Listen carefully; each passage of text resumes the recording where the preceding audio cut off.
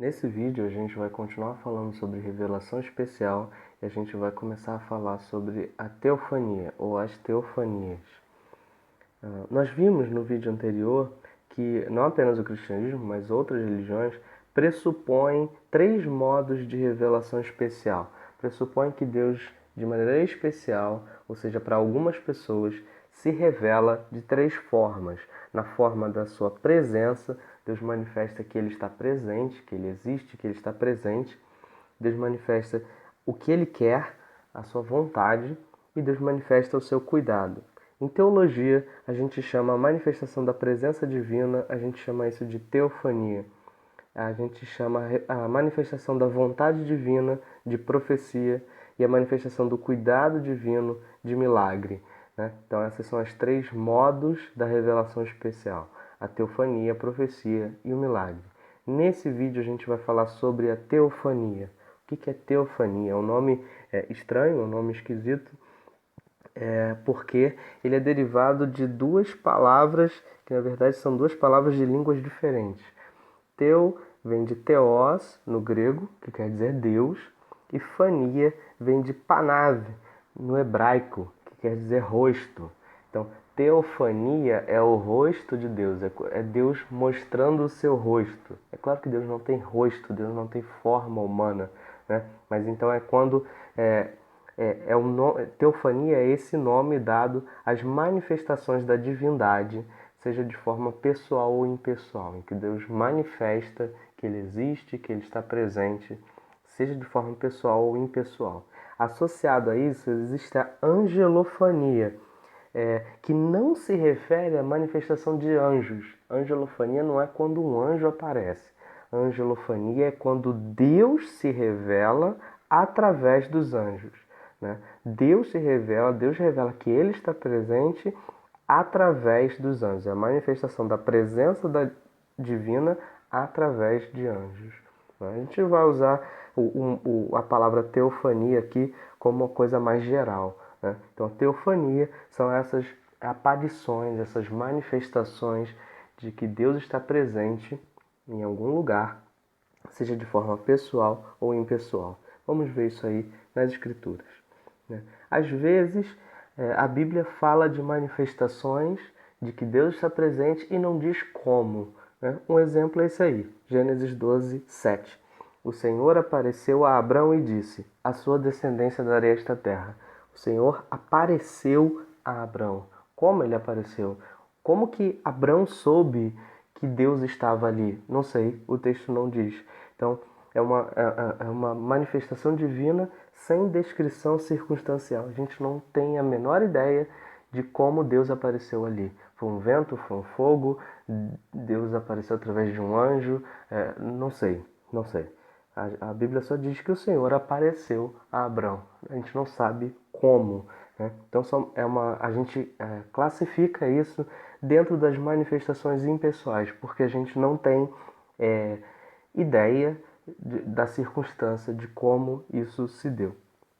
Um outro exemplo, e aí exemplos mais específicos, é a aparição divina em sonho. Muitas vezes nas Escrituras Deus aparece através de sonho. Um exemplo é esse que está aí, 1 Reis 3,5. Em Gibeon, o Senhor apareceu a Salomão como? Num sonho à noite. E lhe disse: peça-me o que quiser e eu lhe darei. Então, Deus apareceu a Salomão. Salomão viu algo e soube que era Deus. Como? Num sonho à noite. Então, Deus se manifestou através de um sonho que Salomão teve. Essa é uma forma de teofania, uma forma de manifestação impessoal de Deus. Um outro exemplo, e esse exemplo também é comum, é quando Deus aparece na forma de fumaça e de fogo, né? Ou seja, na forma de nuvem ou de fogo. Essa é uma coisa comum nas Escrituras.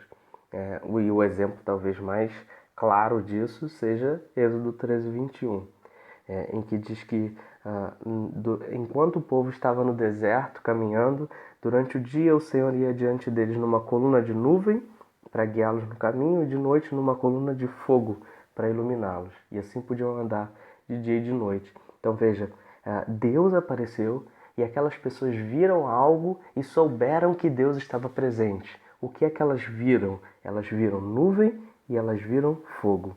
Então, quando elas olharam para aquela nuvem, elas souberam que Deus estava presente. Quando elas olharam para aquele fogo, elas souberam que Deus estava presente. Então, aquela nuvem, aquele fogo foram manifestações impessoais da presença divina, ou seja, foram teofanias. Outro exemplo disso são as línguas de fogo do Pentecostes, a nuvem que enche o templo de Salomão. Essa ideia da nuvem e do fogo é uma ideia que se repete nas Escrituras em alguns eventos.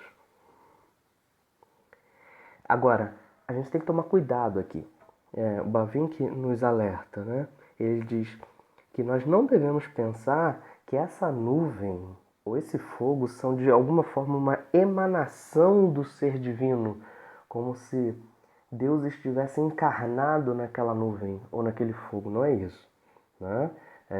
Aquilo é uma criatura divina. Deus criou uma nuvem. Deus criou a nuvem que está no céu nesse momento, enquanto eu falo aqui, e Deus criou aquela nuvem que estava com o povo no deserto. A diferença é que a nuvem que está no céu agora, enquanto eu falo, é um evento ordinário. E aquela nuvem que acompanhava o povo no deserto era um evento extraordinário. E por isso aquela nuvem manifestou a presença divina naquele lugar. Mas ela continua sendo apenas uma nuvem, ela não é uma emanação da divindade. Por que isso é um cuidado especial? Porque na Idade Média, ou seja, muito tempo depois de Cristo, alguns judeus desenvolveram uma superstição de que aquela nuvem que acompanhou o povo no deserto era, na verdade, uma emanação divina, e começaram a chamar essa nuvem de vizinha, né? Em hebraico, Shekinah, né? Quer dizer vizinha.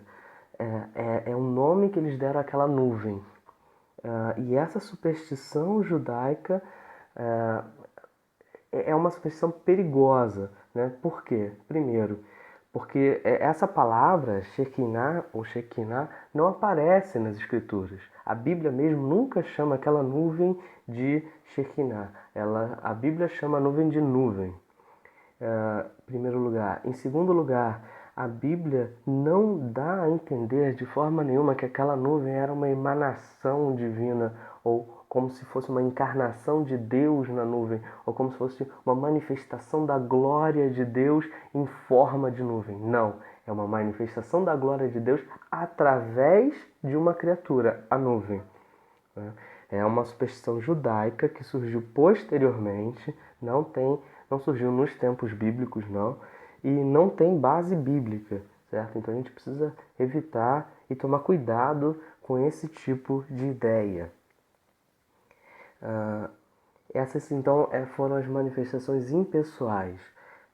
E uma outra categoria de teofanias são as manifestações pessoais.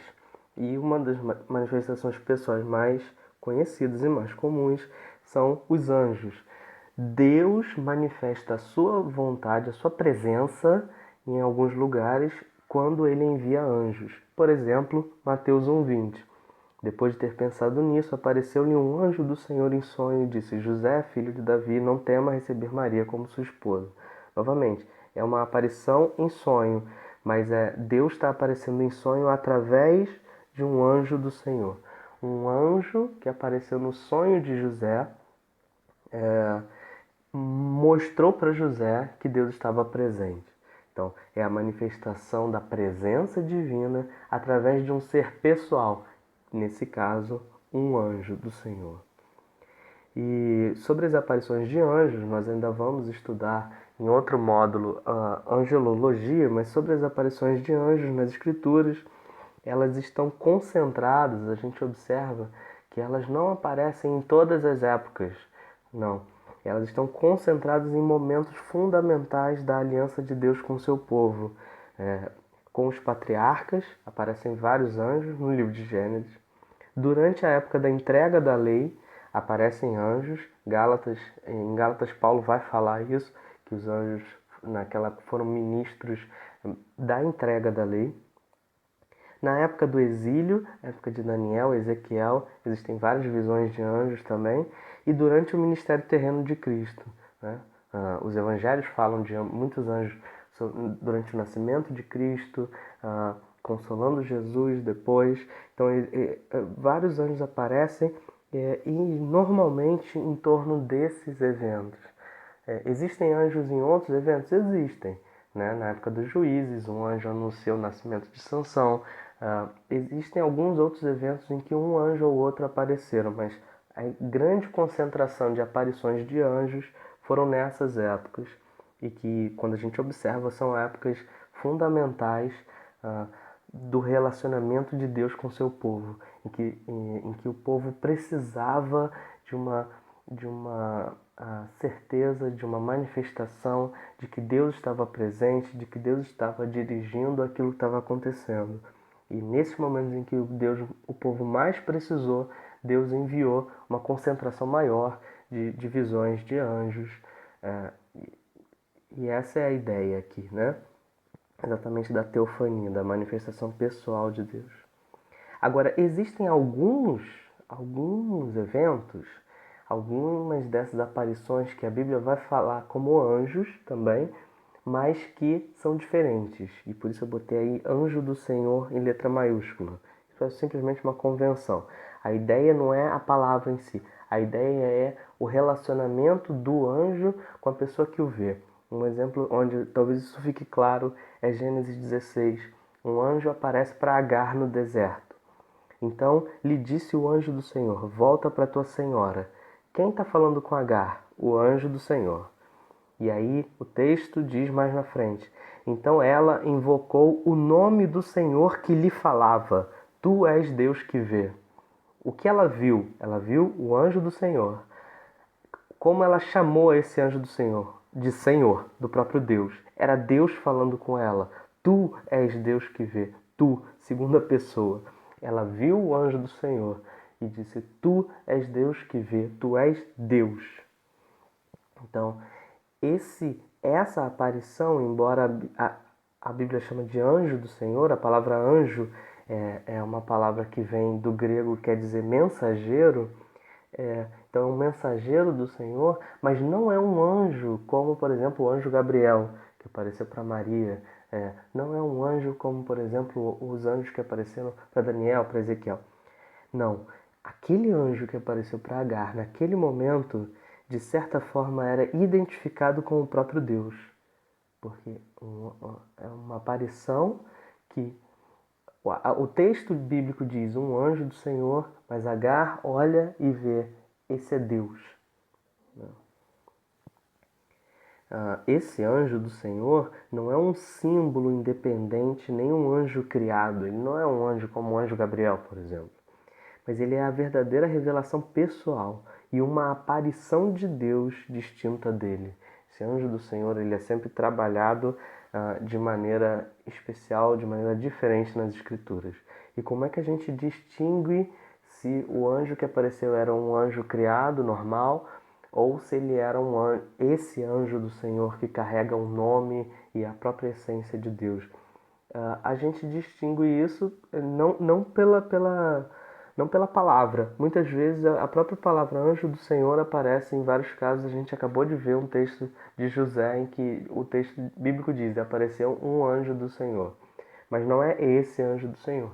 A gente faz essa distinção pela forma como a pessoa que teve a visão trata esse anjo, né? Quando aquele anjo apareceu para José, ou quando o anjo Gabriel aparece para Maria anunciando o nascimento de Jesus, eles tratam aquele anjo como um anjo. Mas, às vezes, quando o anjo aparece, as pessoas tratam aquele anjo como o próprio Deus. É o nome de Deus, é o próprio Deus que está aparecendo ali para aquelas pessoas. Então, é uma revelação pessoal, uma aparição de Deus de fato, mas distinta dele. Não é Deus em si, mas é uma aparição de Deus. É um mistério, mas é uma teofania, é isso. É uma manifestação de que Deus está presente, de que Deus está interessado naquele momento. E todas essas aparições divinas, na verdade, a gente precisa observar tanto as aparições impessoais, na nuvem, no fogo, todas as outras que a gente já viu em sonhos, como as aparições pessoais, os anjos em geral e esse anjo do Senhor, a gente precisa observar que são aparições incompletas, no sentido de que, através delas, Deus simbolizou que cuidava e que habitava com seu povo. Mas todas elas ainda aguardavam um clímax e um objetivo. Todas elas têm um objetivo. Parece que todas elas estão aguardando a hora em que Deus vai, de maneira absoluta, cuidar e habitar com seu povo, em que Deus vai aparecer. E a gente sabe qual é esse clímax, esse objetivo é Cristo, né? Cristo é a culminância de todas as aparições divinas que vieram antes dele. Porque em Cristo Deus se fez carne e osso, Deus se fez carne e sangue, Deus mostrou de maneira definitiva e sem dúvida que habitava com seu povo. Então é por isso que a gente nem incluiu Cristo aqui como uma teofania. A gente vai ver isso numa outra aula, num outro slide especial, mais na frente.